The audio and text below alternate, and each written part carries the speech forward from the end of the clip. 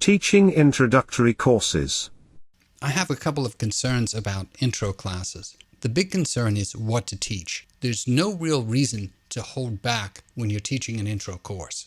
You should be giving the students the best intellectual product, the best substance that you have in your intro courses. I like to pack a lot of information in them and make sure that students are getting a lot of graduate level themes. I fundamentally am against like a pyramid kind of thing where you're going to say to these people, this is the basics, learn this, and then you'll proceed down the major and learn these other things. And the next class will get more complicated. Political science isn't an algebra. It's not a chemistry. There's no reason to hold back on the ideas. And the reason why is pretty simple. At many universities today, a lot of these students, they don't even have to take a politics class. And on top of that, in these intro classes, many of these kids, this is going to be the only politics class that they're going to be exposed to. Think about that for a second.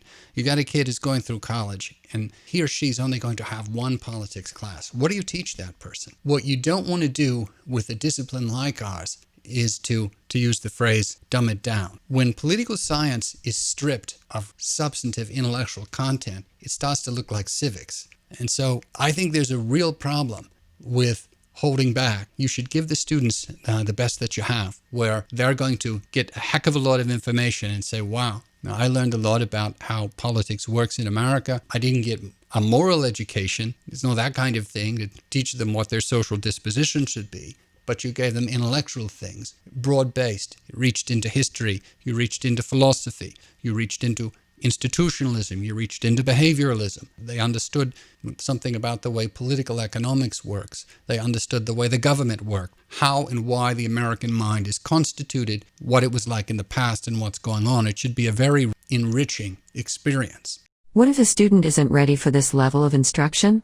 One of the things you can do with kids who might have a little bit of difficulty with the material is by making in your grading plan labor count at least as much as aptitude. So for example, if a person is attending, they're going to get substantial credit. I used to also use these things called classroom clickers.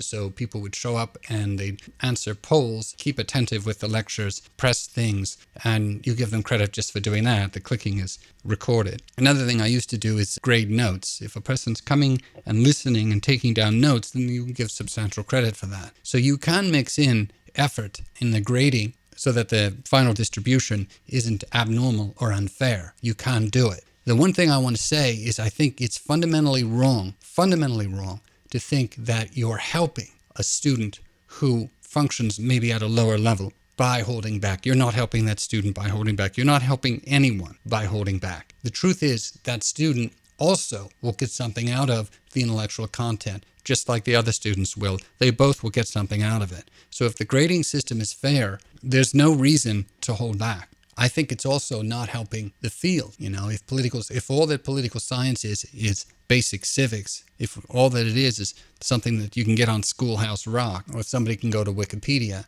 and so forth, then as a field, I think we're in trouble. What difference will any of this make? As I look at the political discourse out there, the political imagination out there, when I look out the window, what I see out there concerns me greatly. People seem to have only one imagination for something. They don't understand that there's other ways to put the world together. And it really should be our job to facilitate that. Don't be afraid to show the intellectual complexity of things in an intro course. Don't hold back.